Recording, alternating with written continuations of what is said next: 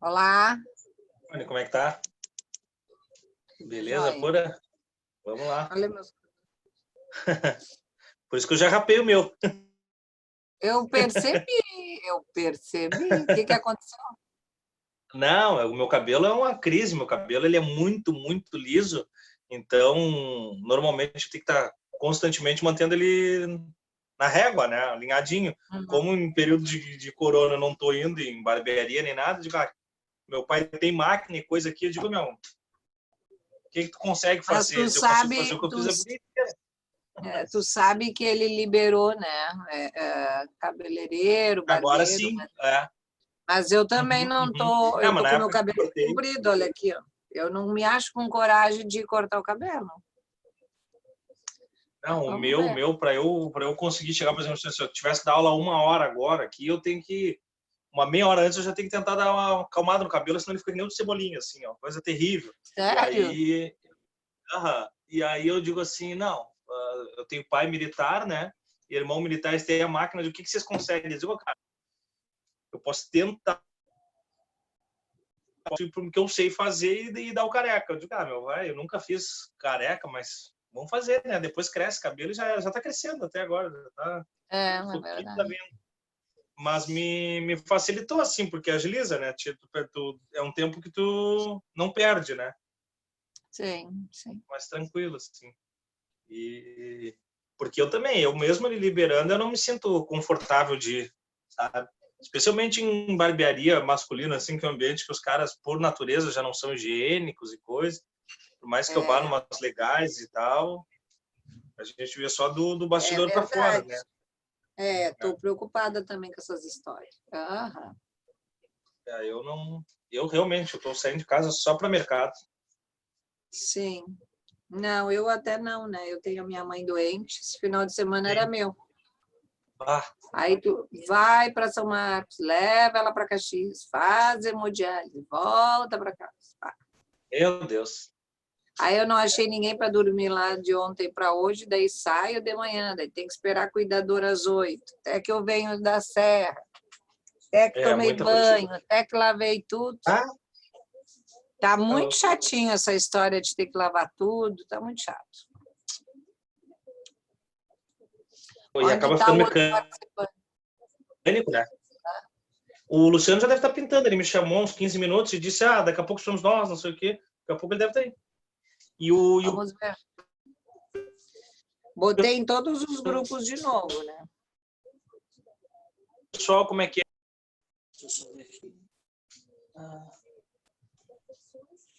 Olha, quebrei a tela do meu celular de novo. Como eu quebro essas telas, meu Deus. Eu comprei uma capinha, uma protetor de tela, né? Mandei botar. E aí a guria, daí eu fui depois de novo comprar para minha namorada e a guria da loja me encheu o saco para trocar, que disse que a minha não era boa, e não sei o que aquela lá que ia render, mas essa aqui eu paguei barato, mas né, tá aí, daí eu troco, paguei caro, mas eu paguei, acho que a guria me botou a praga, eu cheguei em casa, deu 1 ou 2 dias, eu deixei cair no chão e trincou tudo. Mas ainda bem que era dela. Eu acho que eu quebrei foi essa tela aí de vidro, mas está bem feio aqui. Não sei se eu não quebrei a tela do celular. Aí tu tem que ver, tem que dar uma levada, porque senão ele vaza e depois tu não recupera mais. Mas é verdade. Oi, professor.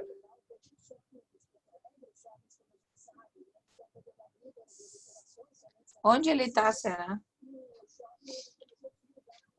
Olá. E aí, tudo bem? Pontualidade britânica aí, como é que estamos, gente? Tudo certo? Tudo certo. Vives na paçoca. Vocês já sabem o que vocês vão filosofar. Em filósofo não dá para botar muita corrente, né? Tem que... Gente, o que tem para falar dessa quarentena, hein? Nunca antes vivido uma coisa dessa, né? É verdade. Não nessas proporções. Já tivemos outras quarentenas, mas nessas proporções é a primeira vez. Eu particularmente, é a primeira vez que eu fico em quarentena. Eu pegar meu histórico de vida, eu vou fazer 30 agora, dia 28. Inaugurei, debutei na quarentena. Não, praticamente um bebê, né, Luciano? É. Nossa, vai fazer 30. Ai, meu Deus. Não, mas a quarentena que eu peguei, deixa eu ver, quando eu era criança, foi a de meningite, né, nos anos 70. Mas é que quando estourou aquilo, quando saiu a notícia, aí já era uma tragédia de proporções terríveis, né? Eu era muito pequeno, me lembro vagamente, assim, mas foi terrível aquela É que época. nem agora nós, né? O Rio Grande do Sul está um pouco melhor porque ele trancou tudo antes, né? Sim, exatamente.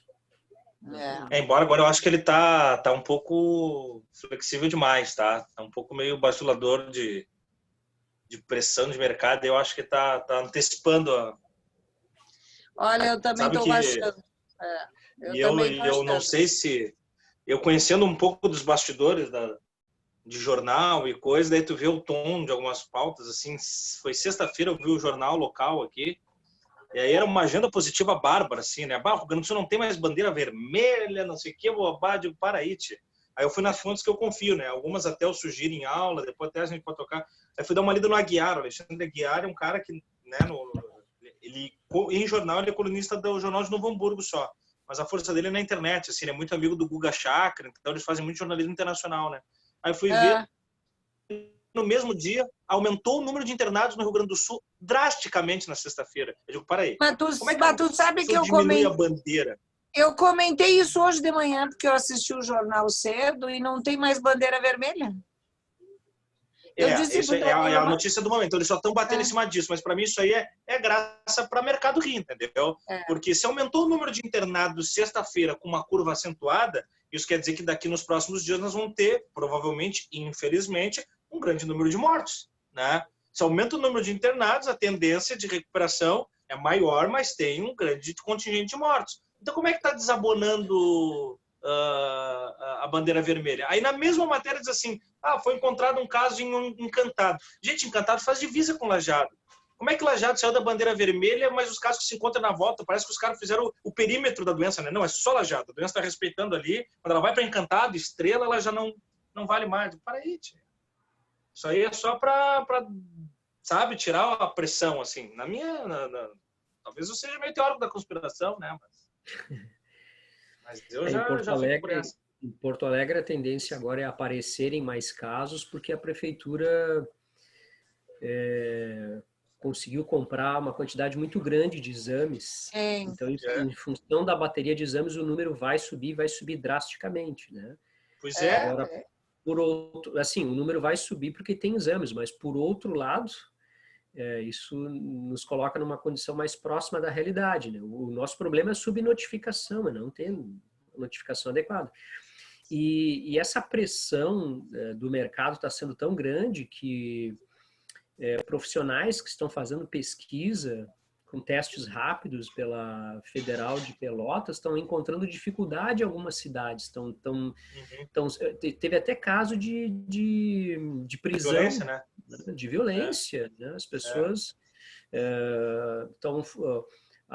assim, houve algumas alegações foi de ignorância, de que não sabiam da realização dos testes, mas na verdade se trata mesmo de uma pressão, né? De uma pressão para se evitar que os testes sejam feitos, porque se os testes forem feitos, a realidade da pandemia vai ficar muito escancarada e isso contraria determinados interesses políticos, principalmente dessa parte que tem um discurso, dessa parte social que tem um discurso muito negacionista, muito fundamentalista, né? Acho que sim. Tem outras coisas por trás aí. É uma pressão muito grande, né? No caso do governador do Rio Grande do Sul, a impressão que eu tenho é que ele tem, como popularmente se diz, um pepino nas mãos, porque se ele ceder muito às pressões de mercado, especialmente da nossa classe média, que vive da exploração do trabalho das classes mais pobres, ele corre o risco de ficar conhecido como governador do Amazonas, né? Que vai entrar para a história como alguém cuja tragédia no seu estado vai encerrar a carreira política dele. Muito provavelmente Cara, vai ele teve encerrar que com gravar, o Covid. governador do Amazonas gravou um vídeo pedindo socorro para os países europeus, assim, né? Uma coisa, falando Então, em diplomacia, assim, em política internacional, é absurdo, né? É então, a absurdo. impressão que eu tenho é que o Eduardo Leite, como ele é um cara jovem, ele não vai querer afundar a carreira dele logo de início. Então, ele está tomando mais cuidado com relação a isso. Aliás, o Rio Grande do Sul foi um dos É. estados que mais restringiu. Mas ele não está imune às pressões, é claro que não, né? Ele não está imune. É muito difícil estar na posição que ele está. Né? É muito difícil. Como é que é a frase dele, que virou até camiseta com a Roberta Couto lá? Eu lamento a sua decepção, mas não. Eu respeito a sua decepção, mas lamento a sua ignorância, né? No caso daquele programa em particular, é um programa muito complicado. Eu fiz parte daquilo, né, Luciano? Aquela foi terrível, né? Aquela foi terrível. Eu convivi com essa gente toda, né? Eu trabalhei na Pampa 8 anos, né? Eu sei como é que é assim. Eu nem conhecia aquela lá, ela levou nos dedos. Né? Então, aquela menina, aquela senhora lá, Roberta, até, eu também não conhecia, ela chegou há muito pouco tempo lá, ela não é nem jornalista, cara, entendeu? Que é um grande problema, assim, né? Aliás, naquela bancada é a Magda Beatriz, que é histórica na TV, né, jornalista, e pronto. Porque os demais, o Vitorino é advogado, o Chicão Tofani começou um curso de História da Arte na juventude, nunca terminou, ele é um bom vivan, ele era o cara da noite porto-alegrense, né? O Ayrton Ruschel, que é um cara que eu gosto, que eu convivi muito com ele, é um cara que fez o capital político como advogado, foi conselheiro da OAB, mas vamos dizer assim, conselheiro do Grêmio, acho que é o maior status dele, assim, foi candidato à presidência do Grêmio, diretor de futebol do Grêmio. E essa menina, ela é advogada, entendeu? Ela é advogada. Só que esse é o problema, né, cara? Porque tu banaliza, né? Tu banaliza a ponto de ouvir uma barbaridade daquela. E é uma bancada... É um pessoal bastante conservador, assim, eles têm um discurso muito forte e o apoio deles... Não, muito mais, porque fosse só conservador, tem bases do conservadorismo que são aceitáveis no debate. Mas não, é negacionista, cara, entendeu? O Vitorino, hoje, que é um cara estudado, cara, o Vitorino é um cara desenvolvido, um cara que eu tive bom... O Vitorino hoje é um cara que acredita que a Terra é plana, cara, entendeu? É um troço absurdo. Ontem eu ainda conversava com uma amiga minha, que ela é doutora em Química e ela é professora da Universidade Federal do Acre. Ela é aqui do Rio Grande do Sul e foi morar lá. E ela está isolada em função de tudo que está acontecendo naquela região. E a gente estava conversando e aí ela me mandou um vídeo de um cara que está sendo cotado, é um médico, perdão, que está sendo cotado para ser ministro da saúde, né? Pelo menos é um dos prediletos aí, né? Mas o absurdo do que o cara diz a respeito das mulheres e do sufrágio universal... O que eu vi. Eu cheguei a comentar até... Assustador.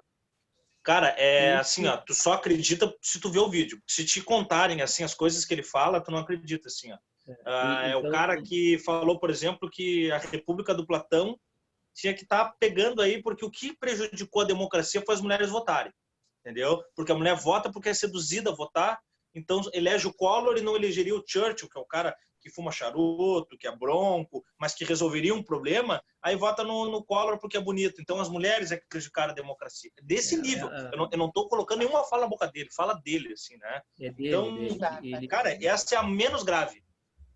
E aí nós conversávamos sobre isso, né? E uma das coisas que ficou patente para nós, que um título acadêmico não confere caráter e conhecimento a respeito da vida social, conhecimento filosófico a ninguém. Nem ignorância, cara. Eu estou cansado de ver doutores e pós-doutores nas suas áreas, que têm um conhecimento brilhante nas suas áreas, mas vomitarem senso comum, do mesmo jeito que um trabalhador, né, modesto na rua, que esse sim não tem nenhuma obrigação de ter um conhecimento progressista, avançado, né? Esse não tem porque não teve acesso à educação. E a gente vê as barbaridades que os mais diversos profissionais de diversas áreas vomitam. Então, no caso, como tu estava falando, né, do jornalista né? Aliás, perdão, do advogado que tu disseste, esqueci o nome dele agora da bancada da Pampa. Vitorino, então, não é por ter um curso... o Vitorino, não é por ter conhecimento superior, por ter uma escolaridade, melhor dizendo, de nível superior, que a pessoa... Claro. Né? A escolaridade, ela não forma caráter, infelizmente. O meu falecido vô, mecânico, dizia assim: canudo de papel não salva a orelha de burro de ninguém. É uma das lições que eu tive para a vida, né? Então não adianta, cara. Eu tenho visto, o que mais me incomoda, inclusive, é o discurso vazio de quem não deveria se permitir isso, entendeu? Porque tu lê alguma falta de informação, alguma leitura de senso comum de uma pessoa que não tem acesso à escolarização, é o que se espera, entendeu? O papel da escolarização enfim, reprimir esse tipo de situação. Agora, tu vê os caras que, cara, não é aceitável. Esse cara que é candidato a Ministério da Saúde aí, cara, é um cara que deveria estar preso. Mas isso é só quando a escolarização ou a formação acadêmica, quando ela é humanista. E não é o caso da realidade brasileira, infelizmente, né? Infelizmente, em geral, no Brasil, os nossos cursos não têm uma formação humanista, tem uma formação de mercado. Então, o médico, quando é formado médico, ele é formado para tratar a saúde como mercadoria. É business, e isso né? Não é uma culpa do indivíduo que está se formando em medicina. Isso tem a ver com uma estrutura social que transforma tudo em mercadoria. Tanto é verdade que... Até recentemente, algumas revisões de... Eu digo, até recentemente, algumas revisões, em alguns casos, especialmente na universidade pública, de currículo, tem melhorado isso até na saúde, assim, né? Tem se colocado elementos mais abonadores, vamos dizer assim, de humanização no trabalho da saúde pública e tal, mas ainda é muito incipiente para ver o reflexo disso, né? E há em diversas áreas. A gente observa, por exemplo, mesmo na área da filosofia, nós vemos professores de filosofia, como é o caso, se eu não me engano, da Federal de Santa Catarina, em que um professor de filosofia tem uma suástica pintada dentro da sua piscina.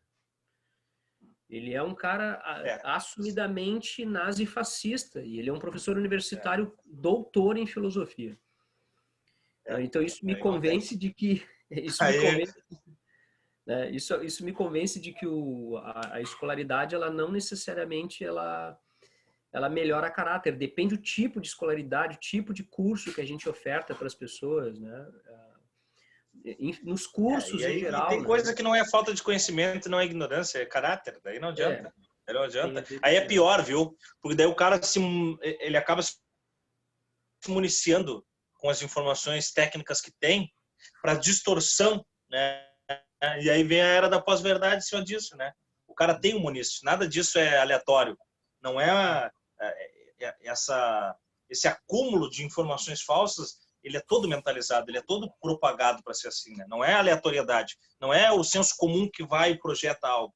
Há um projeto de desinformação. Então, o projeto de desinformação só pode ser feito por quem tem estrutura de informação, né? Então, esse acesso ao conhecimento usado de maneira simplória não é por acaso, ele é um projeto. Inclusive, se a gente pensar o projeto de academia no Brasil, sempre foi um projeto conservador. E no caso do Brasil, o conservadorismo brasileiro, ele é um conservadorismo violento, ele é um conservadorismo que, via de regra, não é democrático. O conservadorismo brasileiro, a cada vez que a democracia ameaça o status quo, ele coloca suas garras de fora e digamos assim, estupra as instituições e a democracia. E é assim que a coisa funciona. E quando a gente olha a história da academia no Brasil, ela é uma história marcada por essa orientação, por uma orientação elitista de um conhecimento acadêmico que vise reforçar as estruturas sociais e não revolucioná-las. Tanto é que a cada momento em que a academia brasileira chegou a flertar com alguma orientação ideológica mais progressista, mais humanista, ela sempre foi duramente coibida, ela foi duramente violentada, né? A ditadura civil-militar mais recente mostrou isso e agora os governos civis também mostraram isso.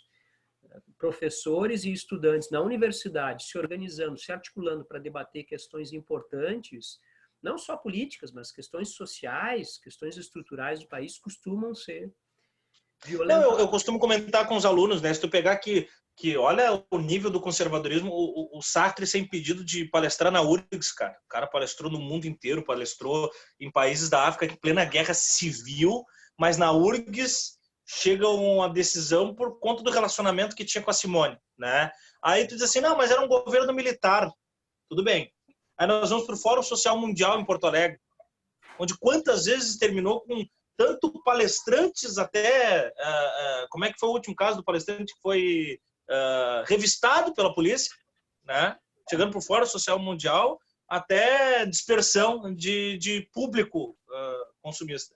E aí eu penso hoje, assim, ó, em pleno... Vocês já estão filosofando, professores? Nós estamos batendo papo, já começou? Temos gente já? Nessa parte... Temos 4 alunos, por enquanto. Então, o que eu quero? Eu quero que vocês falem com esses alunos e façam essa relação, assim, aluno, né?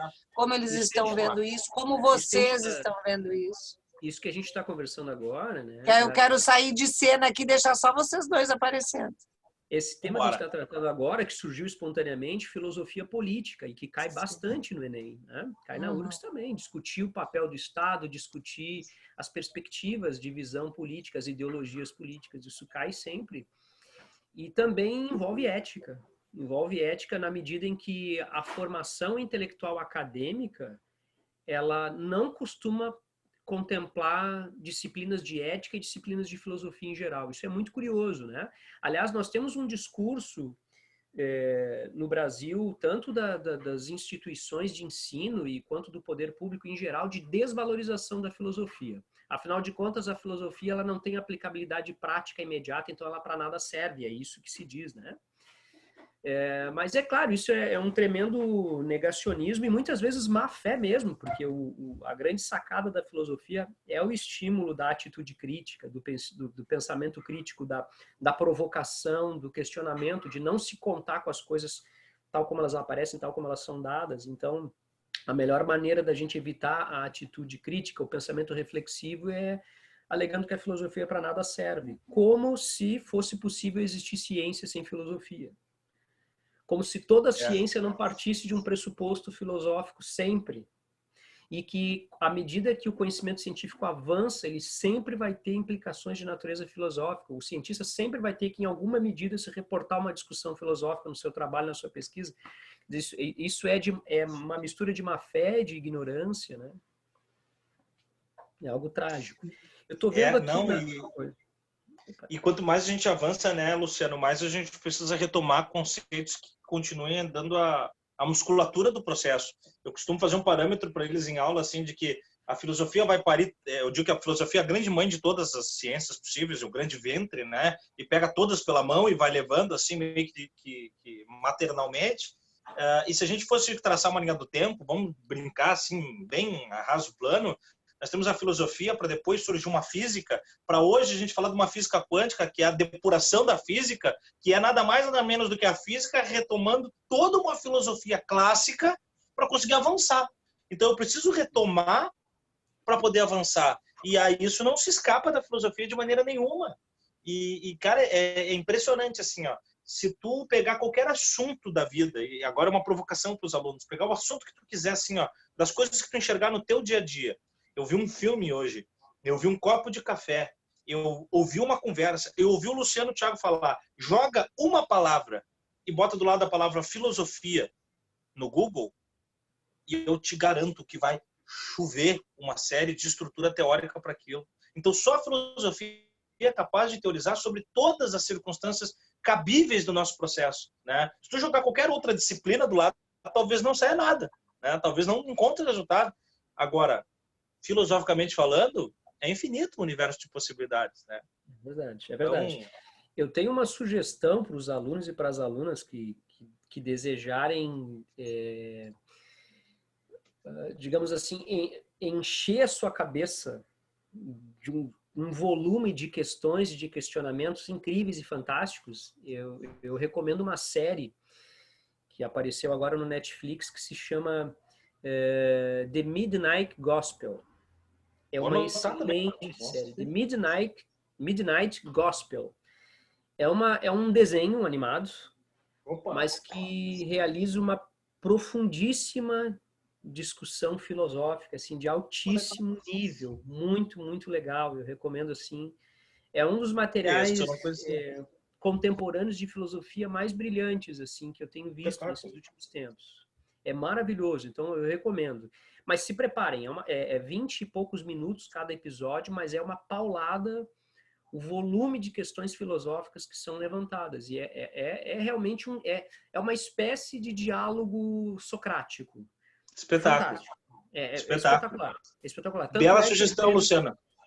E tu traz essa sugestão num momento mais crucial possível, e os alunos que estão aqui sabem, os do segundo e terceiro, e tu não sabe, e agora tu vai ver o quanto tu contribui com eles. Essa semana eu passei uma lista de 50 filmes para eles, de séries e coisa, e a tarefa deles é me trazer algo que não está na lista, né? Algo bem filosófico não está na lista.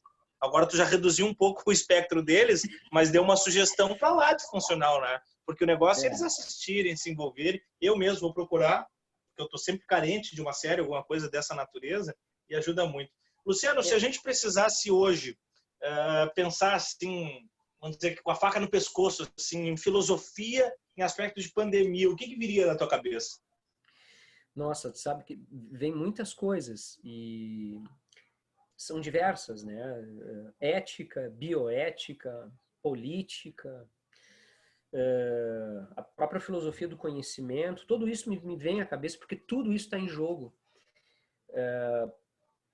Do ponto de vista da filosofia política, ou a gente repensa, ou a gente traz definitivamente para a pauta das discussões, para o debate, a questão da desigualdade social e econômica. Se a gente continuar naturalizando, tendo uma visão neoliberal que naturaliza a desigualdade, a gente vai implodir as nossas condições de civilização. Mais do que nunca, essa pandemia, involuntariamente, contra a nossa vontade, ela está trazendo à tona as nossas contradições. Ou a gente resolve as contradições, ou essas contradições vão nos engolir. Hoje é a pandemia do coronavírus, amanhã pode ser algum outro problema. Pode ser um meteoro que venha se aproximar da Terra, não sei, qualquer outro tipo de catástrofe em que as desigualdades sociais fiquem muito, muito evidentes e que mostrem para nós que essa questão já deveria ter sido resolvida há muito tempo. Se a gente não resolver isso, a gente implode a própria possibilidade de civilização, né? Até tem uma obra do Steven Messerus, que o título é, né, Socialismo ou Barbárie. Eu vou tomar emprestado e vou dizer civilização ou barbárie, vou parafrasear ele, independente do modelo de civilização que a gente pense, mas claro, ou a gente defende as condições de civilização ou a gente ruma para a barbárie. A concentração de renda é uma coisa brutal.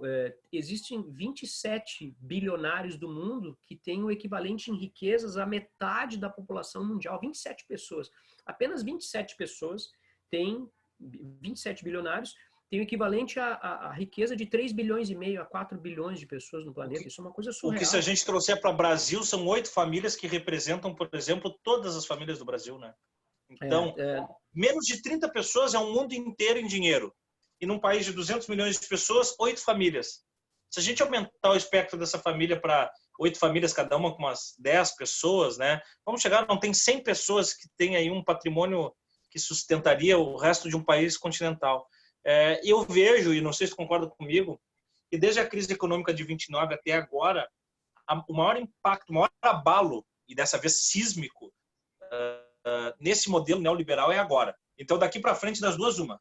Ou ele está ferido e voltará imbatível depois disso, ou ele dá sinais da sua fragilidade a ponto da derrocada, a ponto da estrutura neoliberal ser superada. Claro que não vai ser assim, né? Acabou o coronavírus, botamos a cara para fora na segunda-feira e na terça-feira, e aí, pessoal, como é que vai ser o novo sistema econômico? Não, mas dá um sinal de que ele precisa de uma substituição, né? Então, talvez, como a história é marcada por grandes eventos, talvez a pandemia do coronavírus seja, né, desculpa, a marcação do fim do neoliberalismo como a gente conhece. Não estou dizendo que virá uma nova estrutura completamente adversa a essa realidade dos ditames do capital. Não estou dizendo isso, tá? Mas como a gente conhece nessa estrutura neoliberal, eu acho que sinais de substituição. Olhou para o banco de reserva e pediu troca. Em cima disso que tu está dizendo, Tiago, a gente observa que o capitalismo ele tem uma capacidade de adaptação como nenhum outro sistema econômico teve ao longo da nossa história, né? Até porque as transformações no modo de produção capitalista elas são muito rápidas, né? Marx, lá no século XIX, dizia tudo que é sólido se desmancha no ar, né? E o Zygmunt Bauman agora diz, né, chama a modernidade líquida, para não falar em pós-modernidade, quer dizer, tudo muda muito rapidamente, o capital consegue se adaptar, ele consegue domesticar tudo muito rapidamente. Agora, uma coisa que me chama... E a modernidade líquida do Bauman também vejo que passará por um processo agora, viu? Porque o Bauman nos trazia uma modernidade líquida de um mundo possível que talvez tenha... Opa, Foi o meu sinal ou foi do Thiago que pendurou? Nada no mundo... Tu deu uma travada para mim. Não, eu digo assim, ó, o Bauman também vejo que precisa de que vai passar por uma reanálise, né? Porque o Bauman nos trouxe uma modernidade líquida possível que, pelo menos há 40 dias, ela tem sido não possível, mas obrigatória, compulsória, né? Então ele falava das possibilidades desse liquidismo de diversas naturezas e que hoje não é mais possível. Porque quando a coisa é possível, nos gera uma esteira de reflexões sobre aquele caminho, né? Eu posso levar para esse dinamismo. Agora não, tem sido quase compulsório, se não compulsório, as relações líquidas, né? A impressão que eu tenho é que ele, né, quando ele faz a crítica pessimista dele à sociedade do capital, ao que ele vai chamar de modernidade líquida, essa crítica pessimista, especialmente por conta da tecnologia, a tecnologia que aproxima e afasta ao mesmo tempo, que gera sujeitos angustiados, né, sujeitos deprimidos. E aí há uma entrevista dele que é muito interessante, em que ele fala sobre o celular, e ele diz, o celular, na mesma medida em que ele aproximou pessoas, a grande vantagem dele é poder continuar mantendo as pessoas distantes. Isso é muito, muito interessante, né? Ele está dizendo, olha, o celular é uma grande ferramenta porque nos aproxima, mas principalmente nos mantém distantes. Então, num processo de relação real, como ele vai chamar, aquela relação olho no olho, a relação tradicional, eu preciso de mobilizar um conjunto de recursos e de esforços se eu tentar resolver atritos. Agora, quando o meu contato se dá por meio virtual, eu não preciso de ter esse desgaste, eu posso ir lá e cancelar a pessoa, bloqueá-la e substituí-la por outro, né? A minha rede social tem 5.000 amigos, não faz diferença ter 4.999, né? Por um dia, depois ela vai ter 5.100, assim por diante. Mas Bauman vai dizer que, ao mesmo tempo, né, essa tecnologia, ela nos dá uma ilusão de aproximação, quando, na verdade, ela nos distancia e nos afasta cada vez mais. É o indivíduo atomizado, né? É aquele processo de individualização máxima do capital, que é a lógica de mercado. O indivíduo atomizado, o indivíduo que não consegue pensar em termos estruturais, ele não consegue pensar além do seu próprio umbigo, até porque ele não é convidado a fazer isso e nem deve. Completamente. Afinal de contas, o indivíduo racional e consciente não consome, né? O indivíduo precisa de ser alienado não só no trabalho, mas ele precisa de ser alienado também na política. Então, o Bauman chama bem a atenção. Eu acho muito curioso isso que tu está falando, né? Da pandemia nos colocar numa condição de isolamento forçado. E mais do que nunca as palavras do Bauman se demonstram, né? Ou pelo menos a realidade parece sugerir que a hipótese dele está certa, é que as taxas os índices de depressão aumentaram no período da pandemia. Né? De ansiedade. As consultas virtuais, as ansiedades, elas aumentaram. Ou seja, o isolamento que a tecnologia de informática já vinha nos conduzindo, e que já era um processo danoso do ponto de vista emocional, segundo o Bauman, é claro que nem todo pensador é pessimista como o Bauman, mas essas mazelas, esse isolamento, essa tendência de angústia, de depressão, agora no isolamento forçado, como tu disseste, né, acaba mostrando o quanto parece a hipótese dele estar certa, porque se ele tivesse errado, eu costumo dizer que é a segunda demão da teoria, porque o Bauman, e não teria o porquê, ele nunca cogitou no seu estudo uma necessidade desse cerceamento à liberdade. Ele sempre viu a possibilidade da substituição das relações, da fisicalidade pela virtualidade. E acho que é interessante isso, porque a finitude da teoria dele, que já morreu, se dá por uma questão de contexto. Ele não percebeu uma possibilidade de uma pandemia, até porque seria muita futurologia ele projetar isso, talvez, né? Mas uma pandemia em plena era virtual que nos obrigasse a, como ontem eu ouvi no Fantástico, a remontar ou a inovar as relações físicas, do tipo, ontem eu ouvi a retomada dos drive-ins, né? Que não é novidade, uma coisa que já fez muito sucesso, mas que hoje tem sido a única possibilidade de assistir um filme na Europa, quando eles já começaram a flexibilizar. As festas dentro do carro, tem rolado rave, o pessoal encosta os carros, né, num descampado, e a festa dentro do carro. Ou seja, ele viu um mundo possível de substituição. Agora nós talvez passemos para um mundo obrigatório, pelo menos por um aspecto temporal. E aí vem as relações de trabalho. Estamos aqui hoje trabalhando e conversando com mais uma turma, menor aqui, mas poderia ser uma turma de centenas de pessoas, cada um de nós num canto do mundo, né? Entrevistas de trabalho, entrevistas de emprego têm acontecido online. Reuniões que estão definindo coisas muito importantes, inclusive o futuro das nações, através de plataformas tal qual o Zoom, né?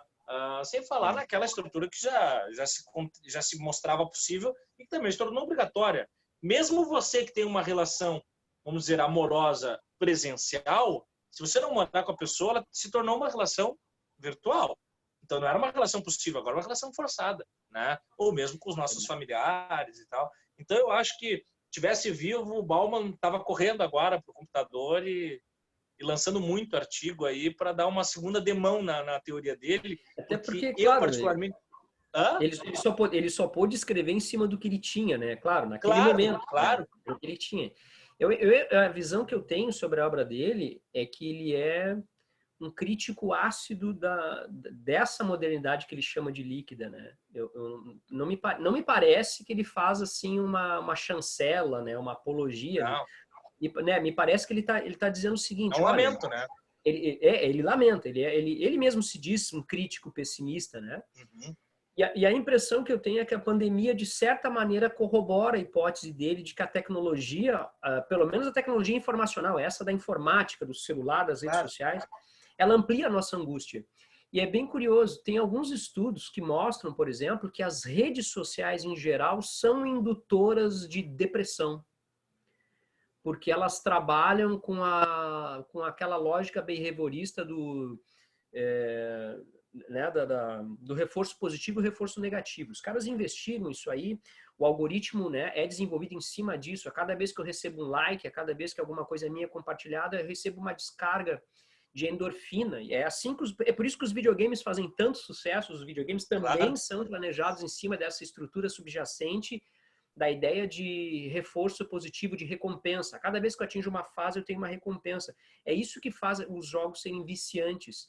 É a busca eterna por recompensa. Sim, a endorfina, ela provoca dependência, né? E no caso das redes sociais, a lógica é exatamente essa. E alguns estudos mostram o quanto as redes sociais provocam depressão, a tal ponto da crítica no meio acadêmico e filosófico ser tão forte que algumas redes sociais recuaram em algumas estratégias, como é o caso, por exemplo, do Instagram. O Instagram tirou o número de curtidas que cada fotografia tinha.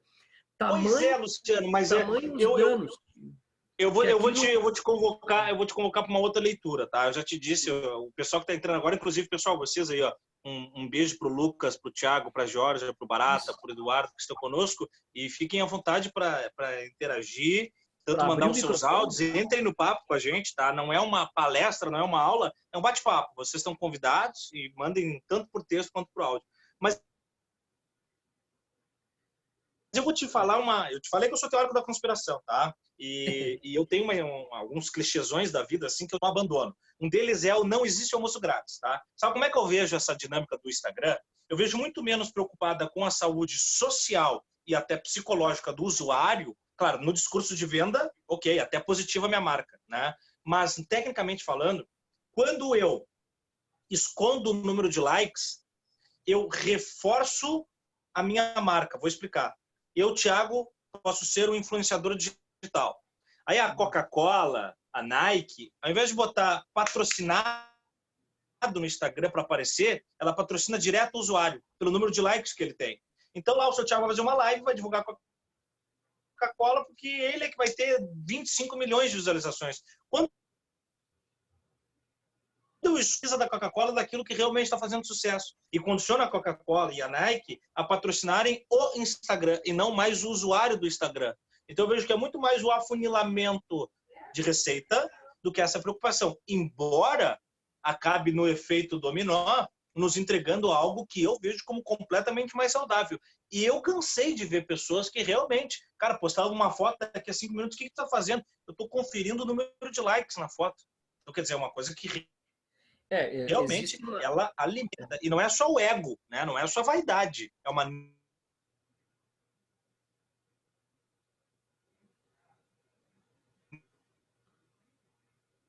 Opa, deu uma pendurada no sinal do Thiago aí, que pena. necessidade. Ih, travou tudo aqui, rapaz. Travou. Tá me vendo aí?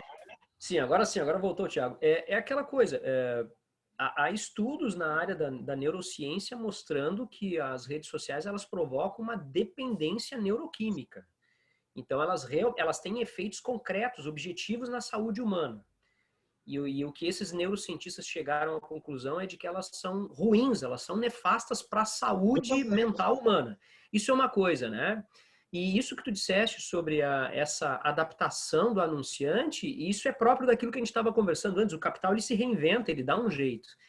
E se o Instagram flexibilizou, é porque ele tinha uma alternativa para contornar e não porque ele é bonzinho, né? Ele está lidando com uma situação, né? A pressão da sociedade civil por conta do problema de saúde que isso representa. São milhares de famílias que têm filhos adolescentes, ou então, quem sabe, até mesmo os próprios adultos envolvidos nessa lógica de doença mental por conta das redes. Mas, de outro lado, também a gente tem o interesse das grandes corporações. Então, assim, tudo dá um jeito. O capital sempre dá um jeito. Ele encontra uma maneira de subverter, né? De domesticar, de controlar a situação, né? Esse é líquido, mas é líquido da maneira como escorre, né? Exatamente. Não é líquido da maneira como se faz, mas como escorre. Falando nisso, Luciano, as relações de trabalho, o que tu percebe que vai resistir e o que vai, vamos dizer assim, mutacionar nas relações de trabalho pós-pandemia? Claro, durante a pandemia é um momento band-aid que a gente mais ou menos está criando o que está aparecendo, né? Mas pós-pandemia, o que acontece com as relações de trabalho? O que tu vê? Pois é, assim, a minha referência é pensar que a minha referência é tomar como ponto de partida as relações materiais, ou seja, como é que se dá a produção da sobrevivência humana, como é que isso se dá? Outra coisa que a pandemia trouxe para nós e que para mim ficou muito evidente é que o discurso do fim do trabalho não se sustenta. Por quê? Porque por conta da pandemia, o trabalhador não pode sair de casa e é ele que gera a riqueza, é ele que produz a mais-valia, é ele que gera o excedente econômico para a acumulação do capital. Quando ele não vai, essa produção de excedente não acontece, o capital não se acumula e aí há toda uma disputa política, um embate político muito pesado, pressões para que as pessoas voltem a trabalhar. Então, a primeira conclusão que eu tiro da pandemia, a pandemia mostrou o quanto o trabalho humano ou a classe produtora direta ela é fundamental para a sustentação do sistema. O capitalismo só é capitalismo porque há uma classe trabalhadora que vive do salário que gera excedente econômico. Então, esses discursos... Ou seja, deu check-in no marxismo. A pandemia deu check-in no marxismo. Eu diria deu check-in no materialismo histórico.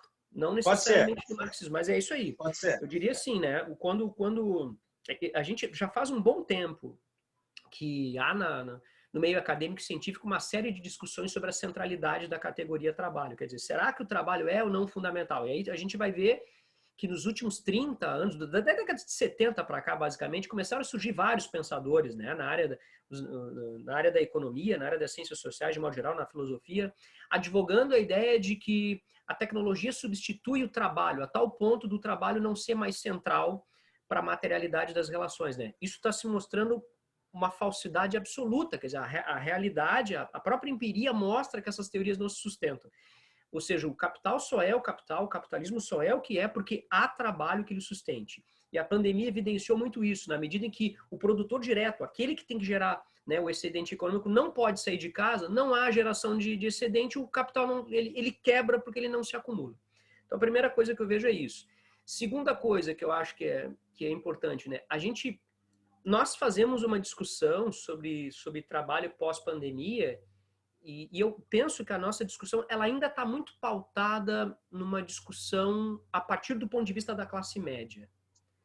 Então, a gente está pensando muito no teletrabalho, nas possibilidades de teletrabalho, mas a gente esquece que a maior parte dos trabalhadores do mundo não vão nunca e nem vão realizar teletrabalho. Eles são trabalhadores do chão. Eles são trabalhadores braçais, do chão de fábrica, são trabalhadores da agricultura, do agronegócio. É essa gente que produz a grande riqueza do capital. E o primeiro setor... Exatamente. Para eles falar em teletrabalho não faz E o primeiro setor, sentido. por mais que ele se industrialize, por mais que ele se informatize, e o primeiro setor, por mais que ele industrialize, por mais que ele se mecanize, por mais que hoje você possa olhar para uma lavoura e ver um maquinário completamente moderno, ele sempre vai carecer da mão de obra humana. Sempre. Isso é uma realidade.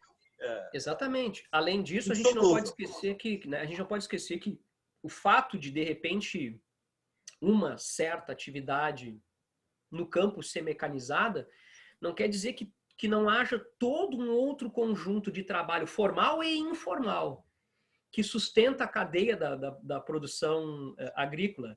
Por exemplo, nos Estados Unidos, a maior parte da mão de obra agrícola nos Estados Unidos é o imigrante ilegal. Né? Então, o Donald Trump foi um dos entraves que ele enfrentou no seu discurso xenófobo, que foi uma coisa que o Barack Obama não havia enfrentado antes, porque o Barack Obama ele fez vistas grossas com relação aos imigrantes ilegais, porque ele sabe que o imigrante ilegal realiza um tipo de trabalho, gera um tipo de excedente econômico que o americano médio não iria gerar. E o Barack Obama, o Donald Trump enfrentou esse problema, né? Ele tem um discurso xenófobo, mas que na prática da produção, no caso agrícola, não se sustenta, porque o trabalhador do campo ele é imigrante, ele realiza o trabalho braçal e não o trabalho mecanizado, o trabalho tecnológico.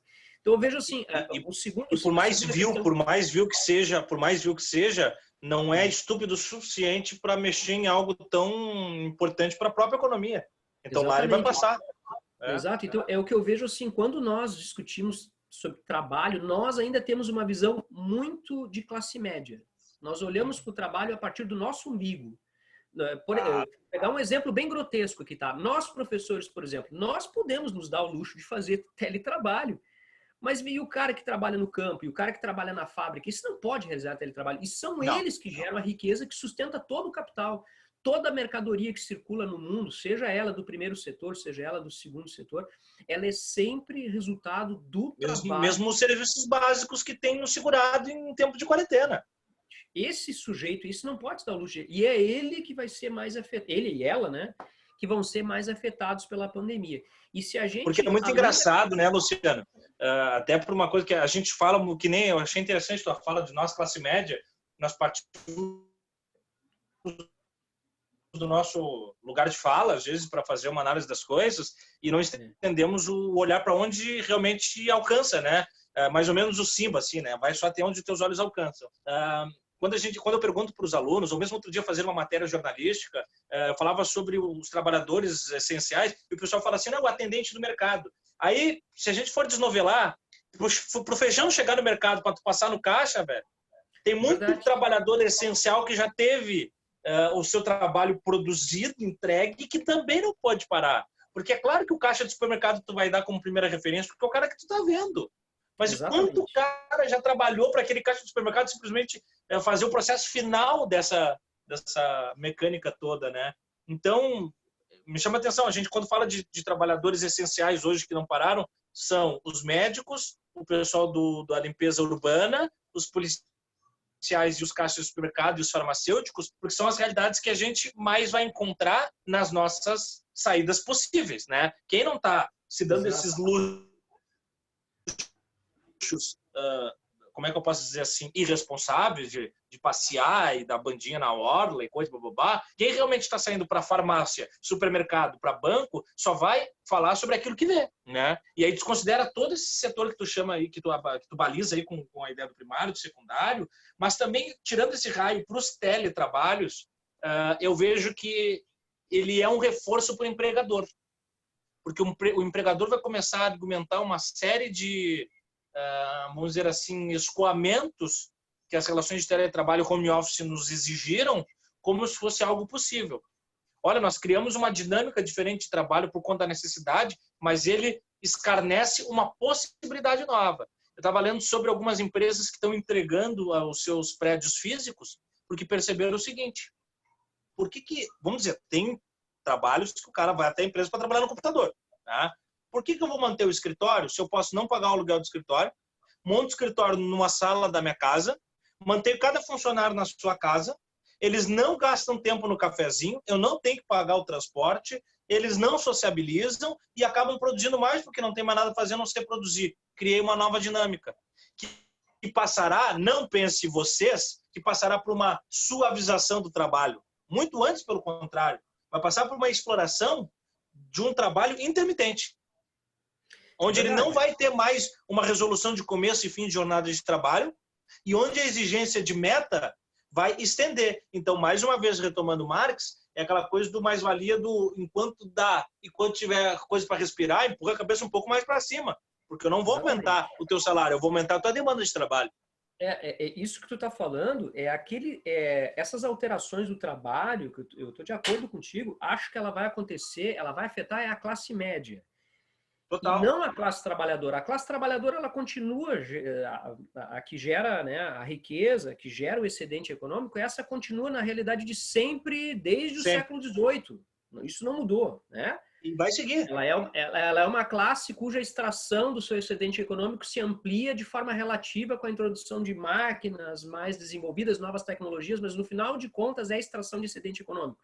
Porque a gente tem o cara que está colhendo banana, que é a matéria-prima, para lá na indústria mecanizada, sofisticada, computadorizada, virar geleia de banana, né? Então, aquele trabalho anterior continua existindo. Alguém vai ter que abrir a rocha para extrair o diamante de sangue, como a gente ouve falar. Então, eu tenho a impressão que essa dinâmica que tu colocaste perfeitamente, ela vai atingir a classe média.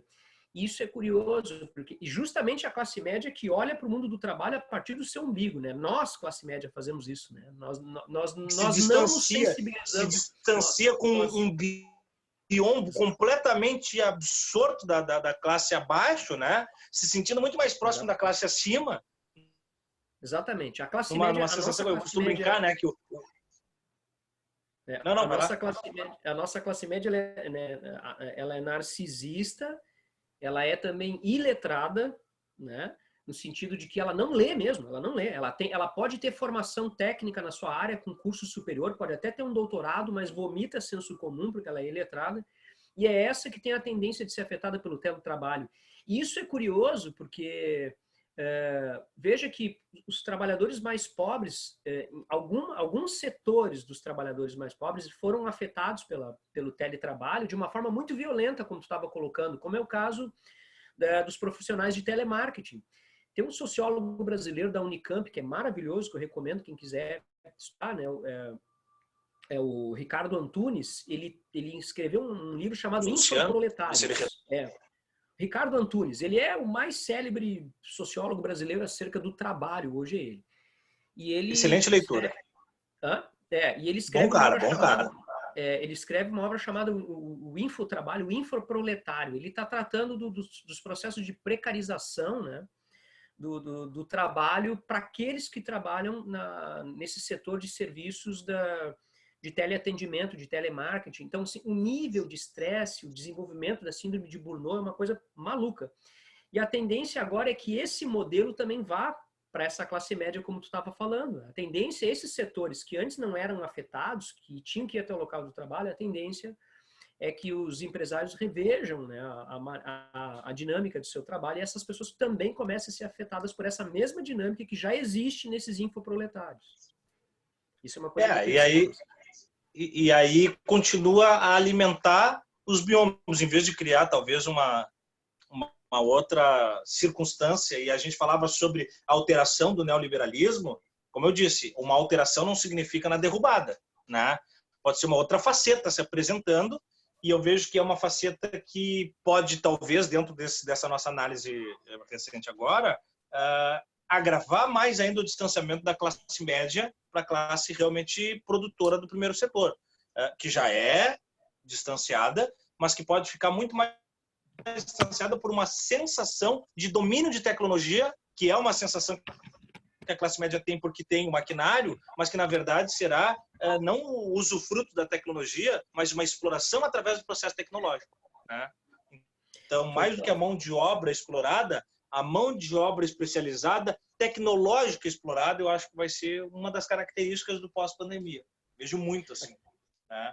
Por exemplo, vai ser determinante para a classe média pegar um novo emprego quando na entrevista de emprego já vão perguntar não mais se ele domina o inglês ou se ele tem uma graduação, mas se ele tem um MacBook em casa, se ele tem um pedestal, se ele tem um celular que possa fazer um vídeo, né? Então, algumas coisas assim. Eu vi um pouquinho antes da gente entrar na aula agora, cara, eu fiquei horrorizado com o que eu vi, mas alguém botou uns prints no Twitter, o pessoal dizendo assim, ó, fazemos lives, vamos até a sua casa, né? Então nos contrate, o preço está aqui, não sei o que, nós levamos equipamento XY, os caras inclusive, né, desconsiderando as circunstâncias de proteção da pandemia, mas é o que? Já é um serviço a domicílio de produção de live.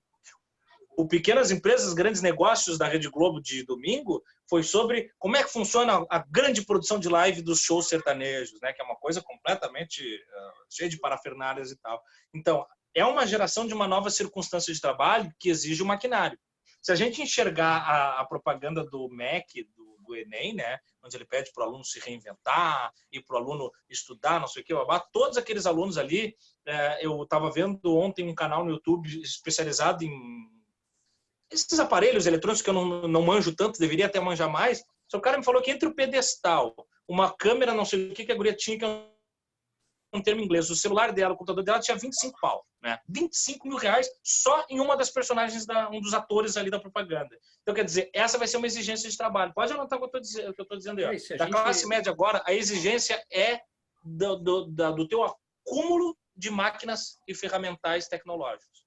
Se a gente observar... Professores, só para dizer para vocês, né, os dois falantes, que eu estou aqui sentado escutando, que temos 7 minutos para os finalmente. Alguém quer fazer alguma pergunta, queridos? Se a gente deixar esses dois, eles falam o tempo inteiro. Que tem outra turma para entrar nesta sala, só por isso. Mas como o fechamento não é até às 5, é até às 6 da tarde... Mas sabe que, só para eu me meter um pouquinho, essa história de emprego vai mudar também e bastante. Uhum. Eu tenho lido bastante coisa. Eu com o computador aqui, eu tô coordenando tudo. Exatamente. Que tem a partir dos anos 70, né, do século passado, a partir dos anos 70, o capitalismo ele passou por uma reestruturação produtiva, que a gente diz, né? Porque o modelo taylorista fordista se esgotou. Gurizada, se liga, isso cai no Enem, né? E na UFRGS também. O modelo taylorista fordista ele se esgotou e aí a gente tem uma crise econômica nos anos 70 e ali veio a agenda neoliberal. Essa que está se mostrando insuficiente para lidar com a pandemia agora.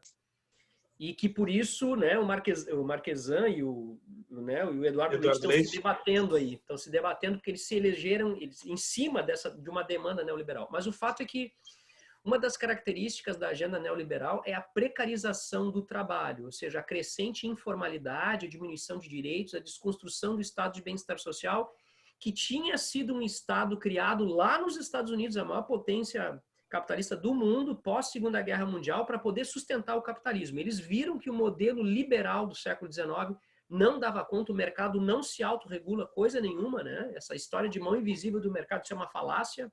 Se não tiver um Estado interventor que regule a economia, ele se autofagocita, o capital se autofagocita, ele se destrói. A crise se o Estado tem mão invisível, não passou álcool gel, né, Luciano? Exatamente. Aí o que acontece? Né? Terminado o modelo de Estado de bem-estar social, vem o neoliberalismo quase como uma repetição do liberalismo e também não consegue lidar conta das crises do capital. E aí a gente nota que uma das consequências é essa que o Thiago estava falando, a precarização crescente do trabalho. Então, isso que a classe média provavelmente vai experimentar agora com teletrabalho é uma coisa que os trabalhadores da base material, da produção de riqueza, já vinham experimentando desde os anos 70. A informalidade, a transferência de custos. Então, veja, o trabalhador é ele que vai ter que assumir um custo que antes era da empresa. Antes a empresa tinha que fornecer o computador, a rede de internet, esses custos não eram do trabalhador, só que agora o trabalhador vai ter que assumir esses custos e sabe o que é pior? Ele não vai ter a divisão de lucros. Aí é que tá. A divisão de lucro não vai acontecer, vai ter a divisão da despesa, mas do lucro não. Então, essa eu vou contratar o sujeito para ele ficar na casa dele, mas quem vai pagar a rede de internet é ele, porque eu não tenho como fazer a divisão da rede de internet que ele usa para o trabalho e da rede de internet que ele usa para consumo próprio. O computador é dele. Com o Uber, né? O que acontece com o Uber. Exato, o iFood. 99 Pop, iFood, tudo isso. Por que isso tudo é um baita negócio? É um negócio bilionário, né? Quem está entre as empresas de maior ação no mundo. É porque há uma divisão dos custos. Aliás, para ser mais exato, uma transferência dos custos de produção para o trabalhador. Como vai mudar isso? O trabalhador assumiu todo esse custo. A uberização das relações de trabalho começa a partir de agora. Porque ela vai se estender, né? Aliás, Uber é uma baita sacada para manter uma estrutura dominante infinita, né?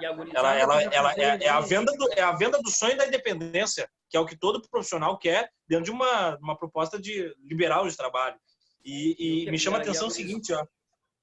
Me chama a atenção aí fica ligado, né? Porque essa expressão aí, uberização, tem grande chance de cair.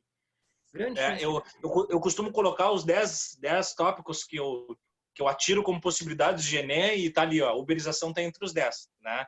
Eu dou uma atualizada todo ano, mas já faz uns 2 anos já que eu mantenho a uberização, 2019 para 2018 para cá, mas especialmente esse ano tem todo um contexto, né, para entrar no game e encaminhando, já que a Simone nos alerta agora que não é até às 6 da tarde, eu pensei que a gente estava só no introito, né? Me chama a atenção também o seguinte, quando esse profissional se colocar nesse mercado, ele vai abrir mão também, muitas vezes, de procurar a capacitação escolar, a capacitação acadêmica, para jogar todo o seu tempo em acúmulo de trabalhos, vamos dizer assim, de bicos online, de bicos virtuais, e ao fim e ao cabo ele vai ser cada vez mais um profissional de classe média não escolarizado, mas tecnicamente capacitado. Né? Nós vamos voltar para a época em que se o cara tivesse o curso de datilografia, ele tinha vantagem no mercado de trabalho. Agora, se ele tem um curso não de datilografia, mas de Sony Vega, de CorelDRAW, enfim, né? de Zoom, né?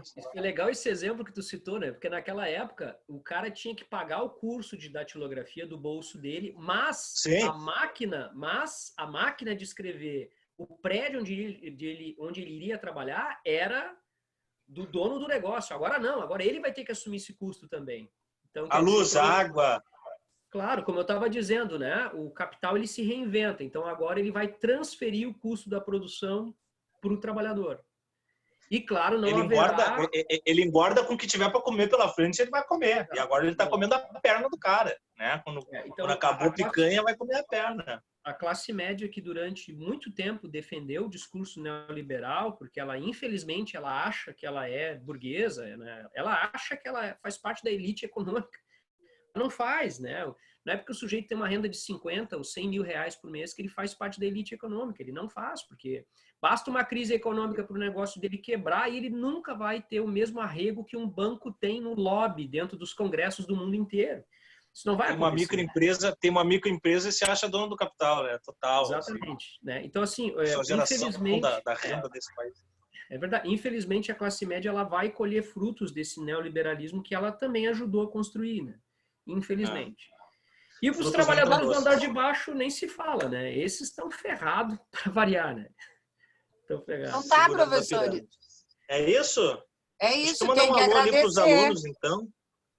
Isso. O Lucas, só valorizar nominalmente o Lucas, o Thiago, a Jorge, o Barata, o Eduardo, porque eu sempre costumo dizer, Simone, que quantidade nunca fez qualidade de sala de aula, nem de plateia, né? E o aluno engajado é o aluno que, mesmo quando vê que não tem um grande número, ele persevera, ele está ali, ele está presente. E eu vi o Barata elogiar o papo, eu vi o Thiago escrever alguma coisa ali de estou tentando alcançar e tal. E eu acho que essa resiliência, essa resistência, o engajamento de maneira geral é a diferença entre os que são e os que tentam ser. Sempre foi. Né? Então, para o aluno não adianta. O aluno ele tem que estar engajado. Eu sempre falei e falo para eles em sala, Simone, que eu, como aluno de uma instituição como eles têm, assim, uma série de demandas possíveis, eu não ia pestanejar nenhum segundo em entrar em todos os projetos.